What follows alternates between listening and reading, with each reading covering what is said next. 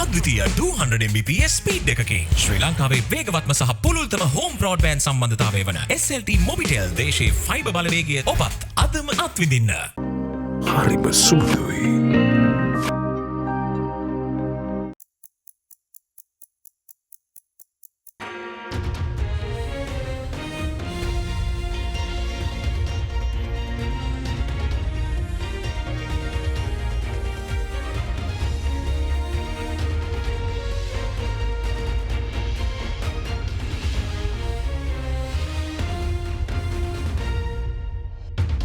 Tonight on First at 9, this Tuesday, the 13th of June 2023. Crucial talks. President Ranil to meet Paris Club creditors next week as Sri Lanka claws out of the debt crisis. No threat to SLT. Security Council denies any inquiry was made by SOC on national security regarding the threat of SLT privatization. No media suppression. Broadcasting Authority Bill will not stifle the media, assures Media Minister amid concerns of media suppression. Alliance Finance මෙතුරු රන්නයි සේවාවෙන් රන් පවුම්කට රුපියල් 1,70,000ක ඉහළ අධිකාරමක්. ඔබේ විශ්වාසය දිනු සෙන්සුරයින් දැන් ළඟමැති ෆාමසියෙන් ලබාගත හැක. From AdaDerana, this is AdaDerana First at 9 with Indivari Amuwata. From Studio 24 in Colombo.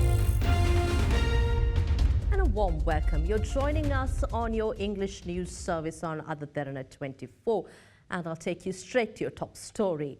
President Ranil Wickremesinghe is scheduled to meet with Paris Club creditors to discuss Sri Lanka's debt restructuring process. Speaking at the Cabinet media briefing this morning, Cabinet spokesperson Dr. Bandula Gunawardena stated that the President is due to visit France and the United Kingdom next week. Meanwhile, Cabinet has decided to extend the temporary suspension of outward remittances related to certain capital transactions for another 6 months due to pressure on the country's limited foreign exchange reserves. During today's media briefing, the Cabinet spokesperson also responded to questions raised on the possibility of holding elections this year and the concerns of threats associated with the proposed Broadcasting Regulatory Act. At its meeting last evening, the Cabinet of Ministers approved the extension of the temporary suspension of outward remittances related to certain capital transactions and mobile transfers for another 6 months and to subsequently submit the order in Parliament for approval. In April 2020, the then Minister of Finance announced orders for a temporary suspension of outward remittances relating to capital transactions in a bid to strengthen the foreign exchange reserves of the country amid the forecasted economic crisis. As per the Gazette published on the 22nd of December 2022, the final order published in this regard is scheduled to expire on the 30th of this month. මේ වන විට විශාල ලෙස පැවතුන තත්ත්වය සමග සාපේක්ෂව සැසඳීමේදී විශාල ප්‍රගතියක් ලැබෙනවා. ඒ කියන්නේ රට ඇතුළත විදේශ විනිමය ගලා ඒම රටට ආදරය කරන ජනතාව විසින් මේ මුදල් ලැබීම් විශාල ලෙස වර්ධනය වෙලා තිබෙනවා. සංචාරකයන්ට පැවති අඳුරු කාල පරිච්ඡේදය නිම කරලා රටේ නැවත සාමකාමී වාතාවරණයක් තිබෙන බව පෙනී යාමෙන් පසු සංචාරකයන් පැමිණීම විශාල ලෙස වර්ධනය වෙලා තිබෙනවා. ඒ නිසා විදේශ විනිමය ඉපියුම් වල ඉහළ යාමක් බිඳුවට වැටිලා තිබුණ සංචිත ඇමරිකානු ඩොලර් බිලියන 3 ඉක්මවලා යන ප්‍රමාණයට මේ වන විට වර්ධනය වෙලා තිබෙනවා. නමුත් එය සම්පූර්ණයෙන්ම ප්‍රමාණවත් සංඛ්‍යාවක් ලෙස පිළිගන්නට බෑ. මක්නිසාදයක් වඩාම හොඳින් තිබෙන අවධිය තුලදී ශ්‍රී ලංකාවේ විදේශ සංචිත ප්‍රමාණය ඇමරිකානු ඩොලර් බිලියන 8.2 දක්වා ඉහළ නැගලා තිබුණා. 8 ගාන බැලුවාම තවත් අපි ඉන්නේ බිලියන 5ක් විතර පල්ලෙයන්. ණය ප්‍රතිව්‍යුහගතකරණය සමග ශ්‍රී ලංකා මහ බැංකුව අදහස් පළ කරලා තිබෙනවා. සැප්තැම්බර් මාසයේ වන විට මේ වර්ෂයේ අග වන විට රටේ උද්දමන අනුපාතයේ තනි ඉලක්කමේ සංඛ්‍යාවකට පත්වෙන බවත් බැංකු පොලි අනුපාතයේ පහළට ගමන් කරන බවත් ඒ තුලින් සාර්වාර්ථිකයේ පිළිබඳ වඩා වාසිදායක තත්ත්වයක් නිර්මාණය වෙන බවත් ඔවුන් උපකල්පනය කරලා තිබෙනවා, පුරෝකථනය කරලා තියෙනවා. ඒ පුරෝකථනයන්ට අනුව තව මාස 6කට රටින් පිටට විදේශ විනිමය ගලා යාම කිසියම් ආකාරයකට සීමා වෙනවා. සියලුම අනිත් පොඩි පක්ෂ පවා දැඩි විදියට හිතාගෙන ඉන්නවා මැතිතුමා නොවැම්බර් වලට කලින් ඒ ජනාධිපති වරණයක් එන්න ඉඩ තියෙනවා කියලා. මට දැනට තියෙන තත්ත්වය අනුව නම් අද්‍යතන ශ්‍රී ලංකාවේ කිසිම වෙලාවක මේ වර්ෂයේ මැතිවරණයක් තියන්න පුළුවන් වෙයි කියලා මම නම් හිතන්නේ නැහැ. මොකද සල්ලි නැතුව කරන්න බෑ. සල්ලි රටේ නැහැ. ඉතින් කොහොමද මැතිවරණ තියන්නේ? දැන් ජනාධිපතිතුමා ලබන සතියේ එක්සත් රාජධානියටයි ප්‍රංශයටයි යනවා. ඒ යන එකේ පරමාර්ථය මොකද්ද? පැරිස් ආධාර කණ්ඩායම හම්බ වෙලා මේක කොහොමද ගැට ගහන්නේ කියන එක ගැන කරන්නේ. මේ ප්‍රශ්නේ විසඳ ගන්නවා මිසක් ජනාධිපතිවරණ වලට සූදානම් වෙනවා කියලා මම නම් හිතන්නේ නැහැ. Meanwhile, responding to a question raised on the proposed Broadcasting Regulatory Act, the Cabinet spokesperson further mentioned that the Act will not be used to stifle the media and media freedom will be upheld in the country. The Broadcasting Regulatory Commission is to be introduced via a new piece of legislation. The Cabinet-appointed subcommittee led by Justice Minister Dr. Vijayadasa Rajapaksa completed drafting of the legislation and has established a broadcast authority for the creation of a Broadcasting Regulatory Commission. According to the minister, this new piece of legislation is to be introduced with the aim of providing a legal framework that is acceptable to all sectors of the media industry, including broadcast media and other media institutions. විද්‍යුත් විකාශන පනතක් ගේන්න හදනවා.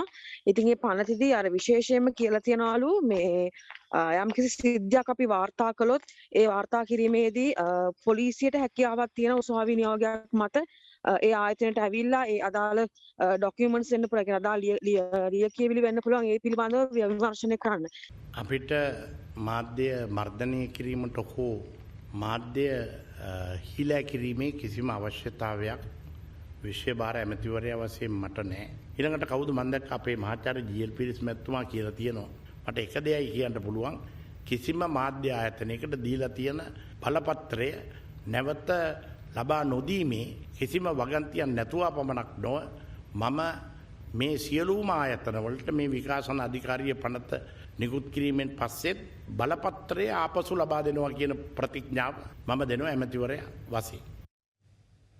The Cabinet yesterday approved to draft a new bill titled Elections Special Provisions Act, containing amendments made to several elections acts and ordinances. The new legislation will comprise the amendments to the Parliamentary Elections Act number 1 of 1981, the Local Authorities Elections Ordinance and the Provincial Council's Elections Act. With that, here's a brief look at key decisions taken at the Cabinet meeting this week.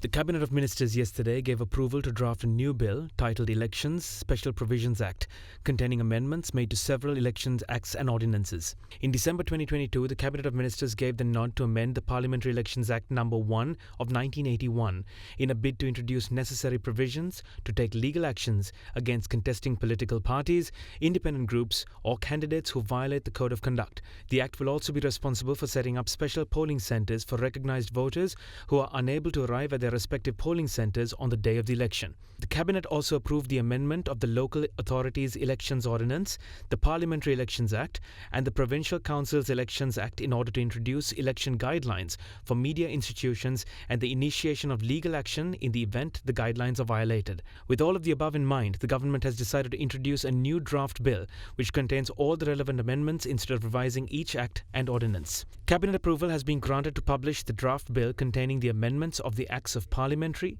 Presidential, Provincial Council and Local Government Elections Ordinance as per the provisions of the Elections Expenditure Regulations Act number 3 of 2023 in the Government Gazette notification and subsequently before the Parliament for concurrence.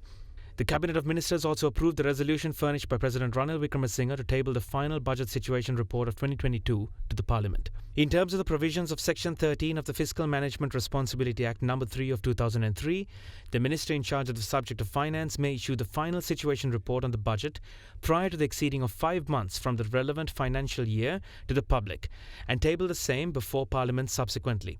The situation report on the budget of 2022 has been published on the website of the Ministry of Finance.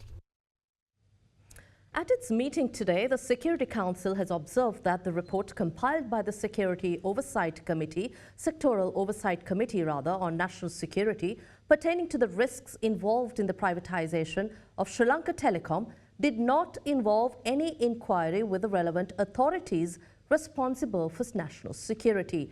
The Sectoral Oversight Committee on National Security says it will not recommend privatizing Sri Lanka Telecom as matters sensitive to national security could be at risk of being exposed.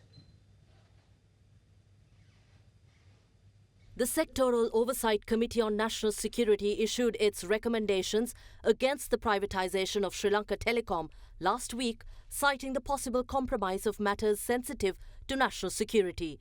It was presented in a report by Sectoral Oversight Committee Chairman Rear Admiral Dr. Sarath Weerasekara to Parliament last Friday. The report highlights that further privatization of Sri Lanka Telecom could expose the country's critical communication infrastructure and sensitive information to private entities whose profit-oriented interests can compromise national security. The report also illustrated that SLT fixed connections are provided to diplomatic missions, high-level public sector corporates, businesses, defense services and the police. This translates to a high risk of information of important subscribers being compromised if the company is privatized.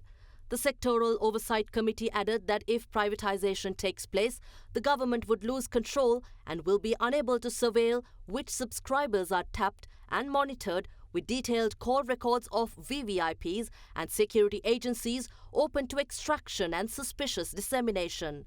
The committee went on to recommend that national security is not only about protection against military attacks, but it involves non-military dimensions such as economic security, energy security, food security and cyber security.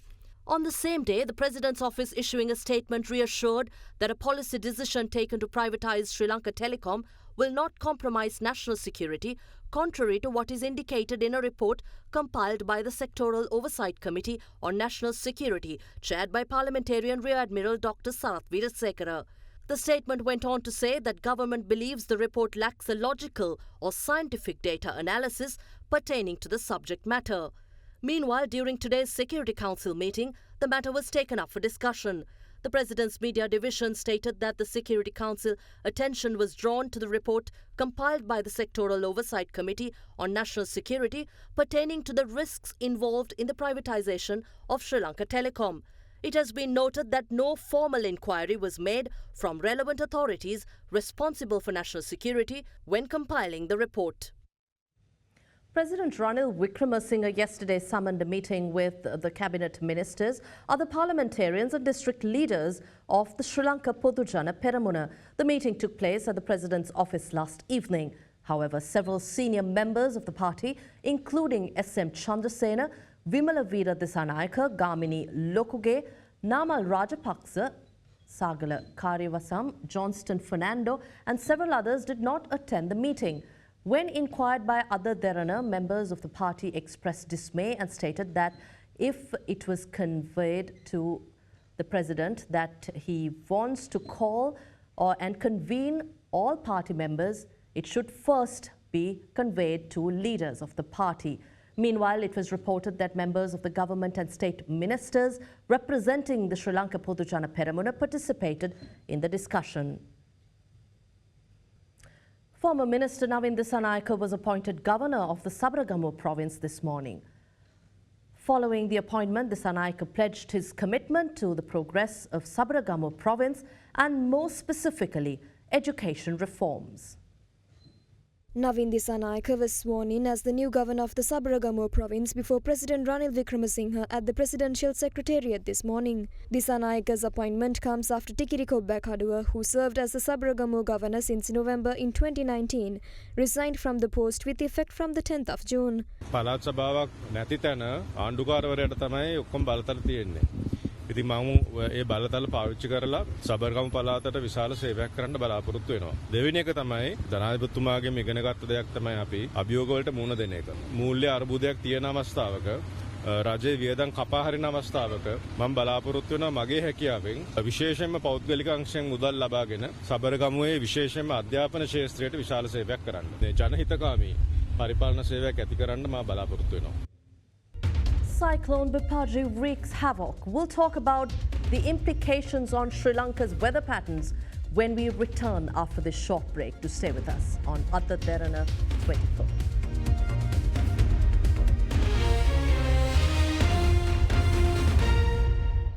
ගොඩමඩ පෙරලි කරන බලපුළුවන් කාරයා මහින්ද්‍රා යුවෝ ටීමෝ වෙතින්. වැඩම ගොඩයි ගොඩම තමයි ස්වරාජ් tractor ටීමෝ වෙතින්.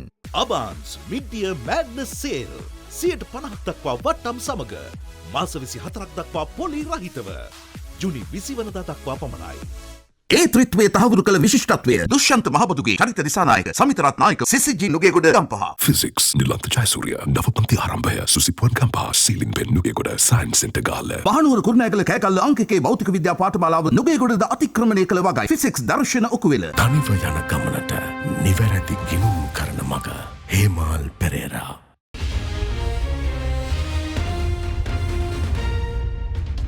Welcome back to the news. The Department of Meteorology has issued a weather advisory for the severe cyclonic storm over the east central Arabian Sea. Considering the prevailing situation, the department advised naval and fishing communities to take necessary precautions. The National Building Research Organization has also extended early landslide warnings to several areas in the wake of the development.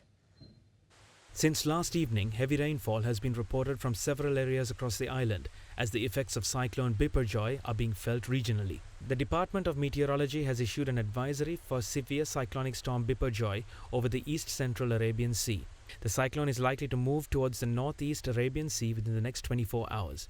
Meanwhile, the department also forecasts showers or thunder showers to the western and Sabaragamu provinces and the Gaul, Matara, Kandy and Nuwara districts.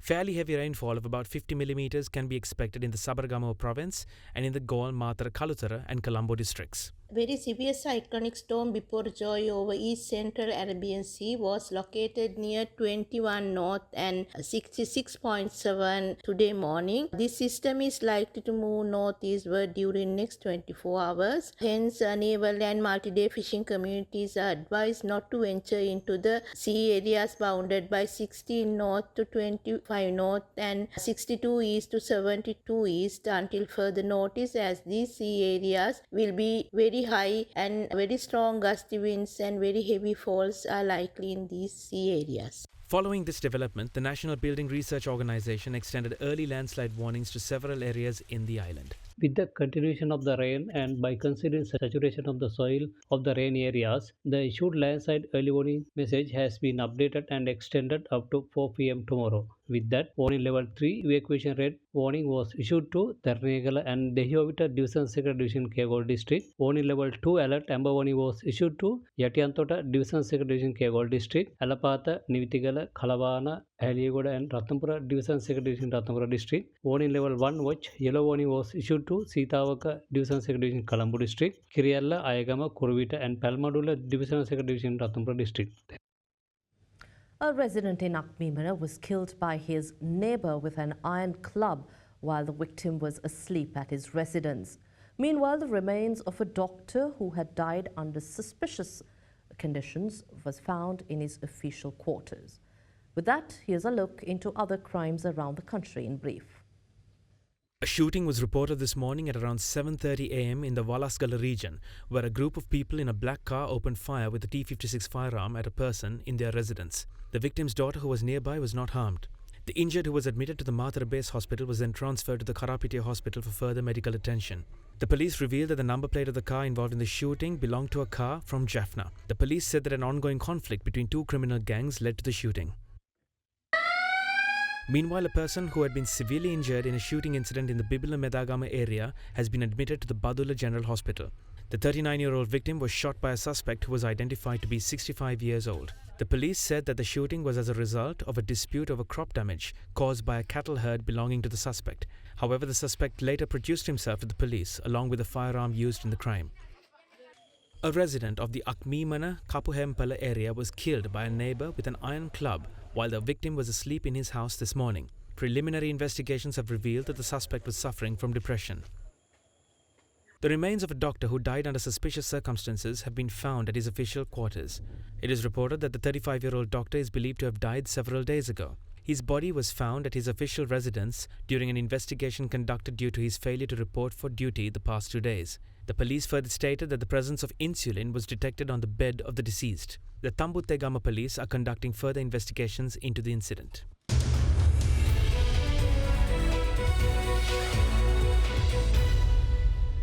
And we take you to business news. The Colombo stock market remained volatile throughout the day but managed to close trading in positive territory. Analysts said buying interest was witnessed in the market towards the latter part of the trading session. The main index closed 55 points up at 9,070, with retail participation actively witnessed on LOLC Finance and Brown's Investment. High net worth and institutional investor participation was noted in Sampath Bank, John Kills Holdings and Hatton National Bank.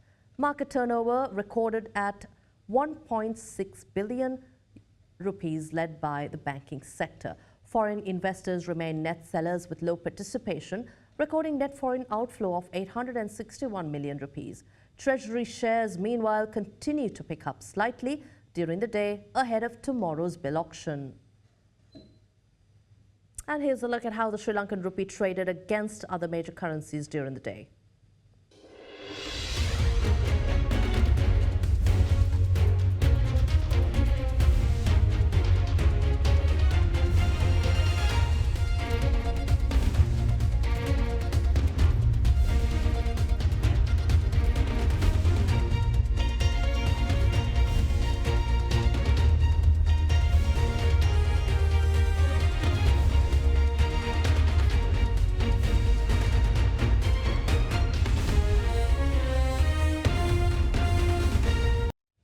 Prices today rose on apparent bargain hunting, recovering some ground from the previous day's plunge. But gains were limited as investors remained cautious ahead of key policy decisions by central banks and on weak economic data from China.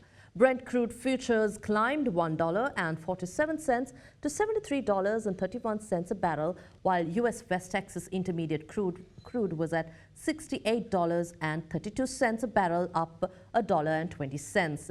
Brent 6-month backwardation, a market structure whereby shorter-dated futures trade above longer-dated ones, has fallen to its lowest since March at around $1.30, indicating faltering market confidence in demand outstanding supply over the year.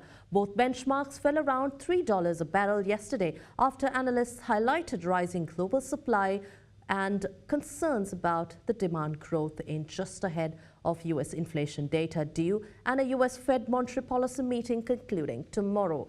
Most market participants expect the Fed to leave interest rates unchanged. The Fed's rate hikes have strengthened the greenback, making dollar-denominated commodities more expensive for holders of other currencies, weighing on oil prices, so a rate hike pause could be bullish.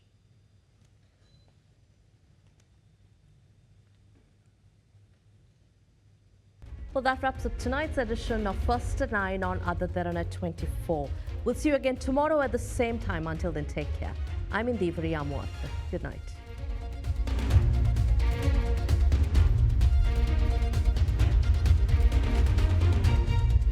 For news and information you can trust 24 hours a day, visit AdaDerana.lk.